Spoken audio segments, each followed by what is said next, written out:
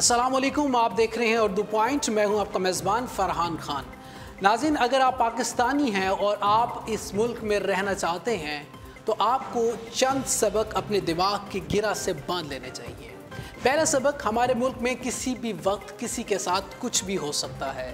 आपको यकीन ना आए तो जुल्फ़िकार अली भुट्टो, जनरल ज़ियाउल हक, गुलाम इसहाक़ खान, फ़ारूक अहमद लागारी, बेनज़ीर भुट्टो, जनरल परवेज़ मुशर्रफ और शरीफ फैमिली का तज्ज़िया कर लीजिए।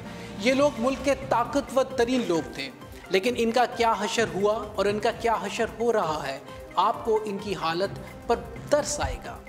आप चीफ जस्टिस हजरात के साथ होने वाले अनहोनियों की भी फहरिस्त बना लें। आप चीफ जस्टिस इफ्तिखार मोहम्मद चौधरी को देख लीजिए। हमने एक ऐसे मुल्क में रह रहे हैं जिसमें चीफ जस्टिस इंसाफ के लिए आवाम का सहारा लेने पर मजबूर हो गया था। हमने अपनी आंखों से पुलिस के ताकतवर तरीन अफसरों के हाथों में हथकड़ियाँ देखी, जजों को अपनी फाइलें उठाकर मारे मारे फिरते हुए देखा और नैब के अफसरों को तहरीरी माफ़ी मांगते हुए देखा। हमने मुल्क के ताकतवर तरीन सियासी ख़ानदानों को पूरे ख़ानदान समेत JIT के सामने पेश होते देखा और आवाम के सामने दहाइयाँ देते हुए देखा। हमने जनरल परवेज़ मुशर्रफ को मुल्क से भागते हुए भी देखा। हमने मुल्क के नामवर ब्यूरोक्रेट्स को जेलों में धक्के खाते हुए भी देखा। हमने मुर्तज़ा भुट्टो जैसे लोगों को बेनज़ीर भुट्टो की हुकूमत में कराची की सड़कों पर तड़पते हुए भी देखा। सदर अयूब खान के दौर में मुल्क में 122 अमीर तरीन ख़ानदान थे। वो तमाम ख़ानदान भुट्टो के दौर में ख़त्म हो गए। बीको कंपनी के बहरी जहाज़ों के मालिक और 10 बरसों में करोड़ों के मोहताज हो गए। दुनिया की सबसे बड़ी कार्गो कंपनी कराची में थी। इसके पास 350 बहरी जहाज़ थे।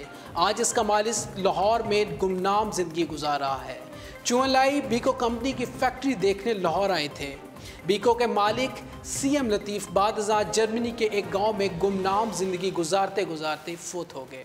शरीफ फैमिली 3 बार ज़ीरो हुई। मलिक रियाज मुल्क के अमीर तरीन और बाअसर तरीन शख्स हैं। हमने उन्हें भी 20 साल से हुकूमतों के हाथों जलील होते देखा। पाकिस्तान पीपल्स पार्टी की हुकूमत 5 बरसों में अपने लीडर बेनज़ीर भुट्टो को इंसाफ न दिला सकी। आसिफ अली जरदारी के खिलाफ आज भी करप्शन के मुकदमात हैं जो ख़त्म हो चुके हैं। मियाँ नवाज शरीफ अकामी की बुनियाद पर नाअहल हो चुके हैं। शहबाज शरीफ के खिलाफ 14 लोगों के कत्ल की समात मुकदमा जारी है और यूसुफ रज़ा गिलानी के बेटे हज स्कैंडल और एफिन का ताज सर पे सजाए बैठे हैं, जबकि जनरल परवेज़ मुशर्रफ के रेड वारंट जारी हो चुके हैं। चुनांचे आप जर्नल हैं, सियासतदान हैं, जज हैं, बिजनेसमैन हैं, ब्यूरोक्रेट्स हैं या फिर आम इंसान हैं, हमारे मुल्क में किसी भी वक्त किसी के साथ कुछ भी हो सकता है और आपको इस मुल्क में बहरहाल इस मुल्क में रहना ही है और ज़िंदगी गुजारनी है। दूसरा बहुत अहम सबक, अगर आप इस मुल्क में खुशहाल हैं और गैर मारूफ हैं तो फिर आपके लिए कोई ख़तरा नहीं। आप लाखों लोगों से बेहतर ज़िंदगी गुजार सकते हैं। आप फिर तमाम महकमों, तमाम अदारों को मैनेज कर सकते हैं। आप सुबह उठें, नाश्ता करें, दफ्तर जाएं, पैसे कमाएं और शाम को वॉक करें, फैमिली के साथ अच्छा वक्त गुजारें और 10 बजे सो जाएं। आपको कोई नहीं पूछेगा। लेकिन जिस दिन आपके पास पैसे कम हो गए या आप लाइमलाइट में आ गए या आपके नाम और शक्ल से लोग वाकिफ़ हो गए, उस दिन आपकी ज़िंदगी अज़ाब बन जाएगी। उस दिन आपको मुश्किलात घेर लेंगी। तीसरा सबक जो कि बहुत अहम है, हमारे मुल्क में इंसान के पास पैसा बहुत ज़रूरी होना चाहिए, लेकिन ज़रूरत से बहुत ज़्यादा नहीं होना चाहिए। आपके पास अगर पैसा नहीं है तो अज़ाब है, अगर बहुत ज़्यादा है तो भी बहुत बड़ा अज़ाब है। हमने पूरी ज़िंदगी में किसी शख्स को भूख से मरते नहीं देखा, लेकिन हमने लोगों को ज़्यादा खाने की वजह से रोज़मर्रा मरते देखा। लोगों की गुर्बत की वजह से परेशान देखा है, लेकिन हमने आज तक किसी रईस शख्स को भी खुश नहीं देखा। हमारे मुल्क में लोगों को गुर्बत नहीं मारती, हमेशा अमारत मारती है। आपके पास अगर ज़रूरत से 4 गुना ज़्यादा दौलत मौजूद है तो फिर आप किसी अपने की हवस का लुकमा बन जाएंगे। हमने आज तक रईस लोगों को सिर्फ कोर्ट्स, कचहरियों, अस्पतालों और कब्रिस्तानों में देखा है। चुनांचे आप अगर अच्छी और पुरसुकून ज़िंदगी गुजारना चाहते हैं तो आप अपनी दौलत को किसी भी हालत में खुशहाली से ऊपर ना जाने दें। आपका बेटा जिस दिन खड़े खड़े 1.5-2 करोड़ रुपए की गाड़ी खरीद ले या फिर आप अपनी घड़ी, गाड़ी और जुए में हार जाए तो आप समझ लीजिए उस दिन आपकी हालत ख़राब होने वाली है। आप उसी दिन आधी रकम को खैरात कर दीजिए, वरना दूसरी सूरत में आपका इख्तिताम हस्पताल या फिर सड़क पे होगा। हमने एक शख्स को देखा जो कि बहुत खुशहाल था, बहुत कमाता था और वो कमाई अपने ऊपर, अपने ख़ानदान के ऊपर, अपनी औलाद की तालीम पे खर्च करता था और जो बच जाता था वो अल्लाह की राह में दे देता था। जब दुनिया से रुखसत होने लगा तो उसके तरके में कुछ नहीं था। इनके बच्चे आज भी इकट्ठे रह रहे हैं, ये सब यकजान हैं, यक कल्ब हैं, जबकि इनके दूसरे भाई ने ज़िंदगी भर दौलत कमाई, वो अपने बच्चों के लिए करोड़ों रुपये छोड़ के गए। बच्चे वालिद के इंतकाल के बाद जायदाद के लिए लड़ रहे हैं, ये आज तक लड़ रहे हैं। सगे भाई बहन एक दूसरे की जान के दुश्मन हैं। चुनाचे आप कोशिश करें कि आपकी दौलत खुशहाली से ऊपर ना जाए।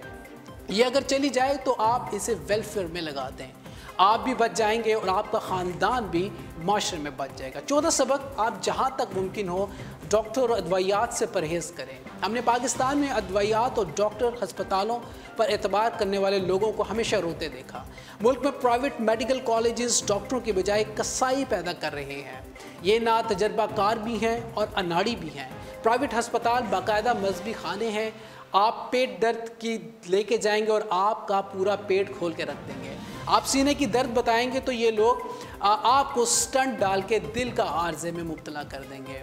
हम आए रोज़ देखते हैं कि गुर्दे की तकलीफ़ के लिए लोग दाएं गुर्दे के लिए जाते हैं तो बायां गुर्दा निकल जाता है। आँख का ऑपरेशन के लिए जाते हैं, कोशिश करते हैं, लेकिन आँख का ऑपरेशन करने की बजाय उनकी आँख ज़ाया हो जाती है।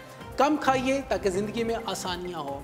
हम ये चाहेंगे कि हमारी ज़िंदगी में आसानियाँ हो, हम ये चाहते हैं कि हमारी ज़िंदगी खुशहाल हो, तो सबसे आसान तरीका है कि हम लोगों के लिए आसानियाँ पैदा करें, हम लोगों के लिए खुशहाली पैदा करें, हम लोगों को वो दें जो हम लोगों से एक्सपेक्ट करते हैं। हम लोगों के साथ मोहब्बत करें, लोगों से प्यार करें, उनको इज़्ज़त दें, उनको एहतराम दें।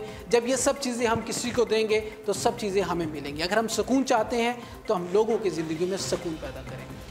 अपने मेज़बान फरहान खान को उर्दू पॉइंट से दीजिएगा इजाज़त। हयात बाकी, मुलाकात बाकी। पाकिस्तान जिंदाबाद।